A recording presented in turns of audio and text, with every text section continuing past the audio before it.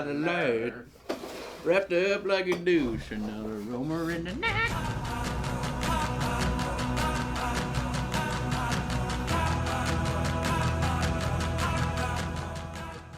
So after our long hiatus, we have decided to get back to doing some movie reviews, and we're going to start off with doing another underappreciated. This is our third episode that we decided to do. It's been probably 4 or 5 months since we did our last one. Last one was what was it? Donnie Darko. Donnie Darko. Donnie Darko was our last one, so we're picking up with Swiss Army Man. Sundance, I would say a smash hit, but it's got some kind of mixed responses. Some people love it. Some people even walked out during the showing of it at Sundance. So. Yeah. This definitely is a movie that isn't for everybody, but I would definitely say that it's worth a hell of a lot more than what a lot of people have given it credit for. It really is a type of a movie which I would want to see at the Oscars, at least for writing, possibly even cinematography, definitely soundtrack for sound design and composing. It definitely is worth it. It's worth the viewing for the majority of people, but like I said, if you don't, this really is kind of a comedy. Or it's hard to say whether it's a comedy or a drama. It's an odd mix of both. It's very strange. It's a sort of movie that you have to go with an open mind and you have to give it a chance, because the first 15 minutes or like half an hour, it's very strange. It's very different. But once you get to connect with the characters, it becomes very endearing, and it becomes a very sort of like metaphorical movie, kind of about life and expression and sort of these things about like who cares what people think about you. Just kind of live your life, express yourself, go after things that maybe you don't think you can get or achieve. So it gets much deeper if you give it a chance. Yeah, it definitely is. Like Mitch said, it is a very metaphorical movie. It's a very artful kind of movie. So there's if you aren't really in tune with understanding a lot of different storytelling methods, you might not understand a lot of them. And it can be a little bit tough with understanding some narratives that they express in the movie. But overall, it is pretty generally...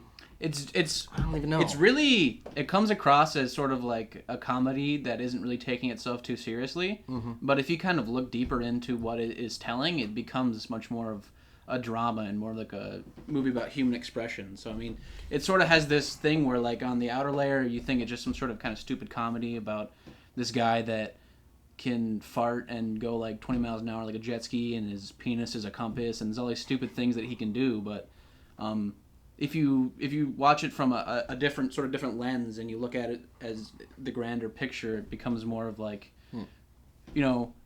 there's this guy and nobody will... Well, Daniel Radcliffe is the Swiss Army Man, and this whole time, Paul Dano, who's the other character, what was his name? Hank. It was Hank and Manny. Hank and Manny are the Mm-hmm. two main characters, and it's been a couple of weeks since we saw the movie.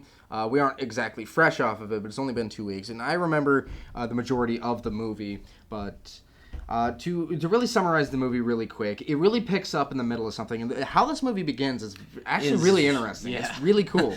It starts off with this really splendid cinematography of this little makeshift SOS kind of bottle-esque boat that's drifting off in the middle of the ocean. It says "Help Me" on it, and it's coming from this island. And we watch this boat go by, and we're going closer to the island. We see there's this guy in a beard, raggedy hair, raggedy clothes, and he's about to hang himself. Deserted on this island, nobody there. Very small little island. Yeah.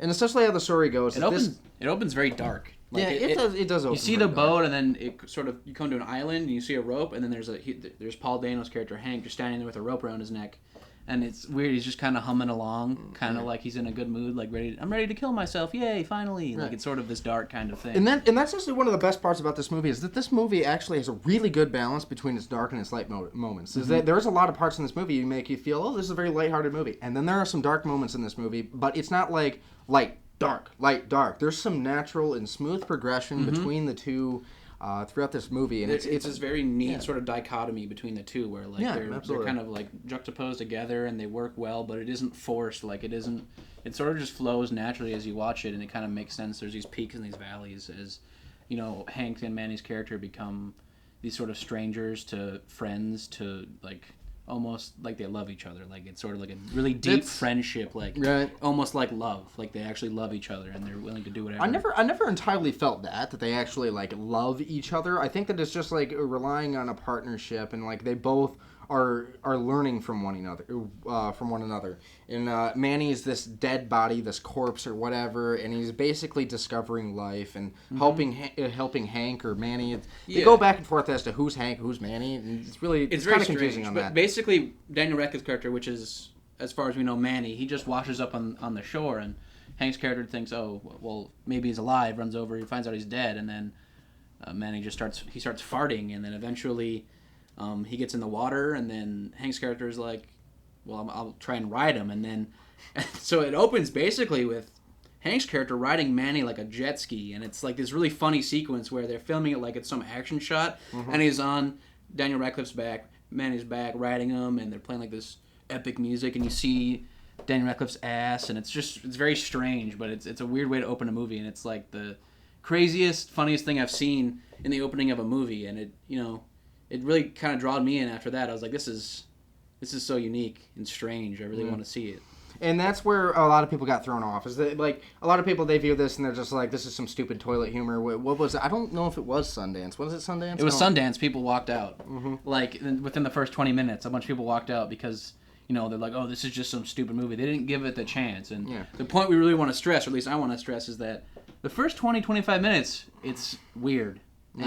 But wait. Just wait and let it happen, because the ending and sort of how it wraps it up, it kind of sticks with you, and you're like, wow, that was way deeper than I thought it was going to be. Yeah, it really is. It really is a much deeper movie than a lot of people give it credit for. It is worth checking out. If you get the chance to go see it in theaters, I don't even know if it's in theaters I don't know. anymore. It was a very limited release because it wasn't like this huge smash hit at Sundance, so it wasn't picked up by a lot, but we were lucky to see it. But, I mean, I assume you can probably torrent it online, or not going to condone that. Don't torrent it, Jesus. But you and I both know that you can do it. So, but anyways, you can probably buy it. They probably be selling it on Amazon here pretty soon or something. But you definitely want to check it out. Daniel Radcliffe does an amazing job. It's very well acted. Yeah, I can imagine it'll probably be on physical release by the holiday season at least. A lot of these independent movies, they take a little bit longer to get out. So probably by the holiday season, you'll be seeing it hitting shelves, and if you get the chance to pick it up, definitely do it. I do want to mention, we didn't really talk about it. This cinematography was beautiful. Like absolutely. As they travel through the forest a lot, and it's just very beautifully shot. And then the soundtrack was 100% original score, and I don't know what it is about it exactly. I can't explain it, but it's just like it's perfect. It always fits perfectly, and it's really beautiful, and it always sets the tone just right. But there's a lot of these, like, I don't know if we'll call them montages. They're montages, essentially. Or like time-lapse montage type deal. Time-lapse, I would say it's a little bit more of. There's a lot of those, but it's very interesting to watch. And you can see, like, this friendship comes together really naturally and really well, and they really start to rely on each other. So, I mean, it's funny, weird as all hell. It's weird as all hell. Absolutely. I mean, it's weird. I can't stress that enough, but it was a great movie, and I walked out and I was like, wow, that was one of the best movies I've seen come out of Hollywood or Sundance in a long time. It was very original. And be aware there are some problems with the movie. Let's get on to our ratings. Mitch, what would you give this movie? I'm going to give it probably a 9 or 9 out of half. I mean, there wasn't much that they missed. The big thing for me was that the story doesn't really end. Like, there isn't really a finite ending or, like, a climax. It just sort of... Resolution. It just sort of ends. Like, it just kind of ends. And you're like, oh, okay, there isn't sort of like a big changing event. There isn't anything... There's some kind of big revelation or there isn't anything that really gives it a finite stop. It's just sort of like, okay, we're done. This was our, whatever, an hour and a half, hour, 45-minute run. I'm going to go ahead and give the movie a 9 out of 10. I really did enjoy the hell out of this movie, but there are some problems with it. There's certainly some act structure and some narrative problems.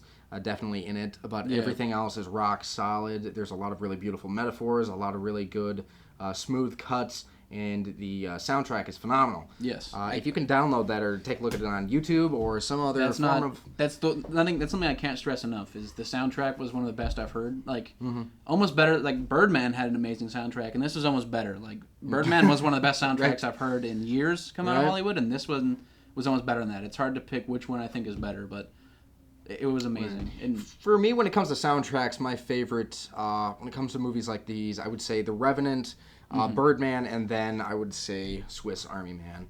it's definitely up there. It's kind of a sleeper hit in a little bit. Yeah.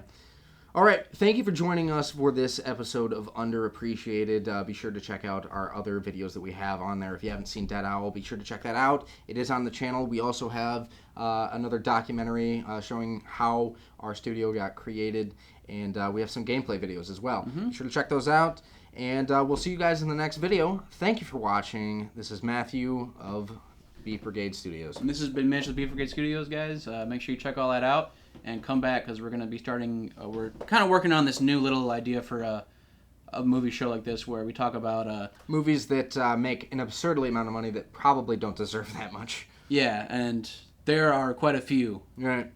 We're going to be starting off with the Transformers series. Thank you. That's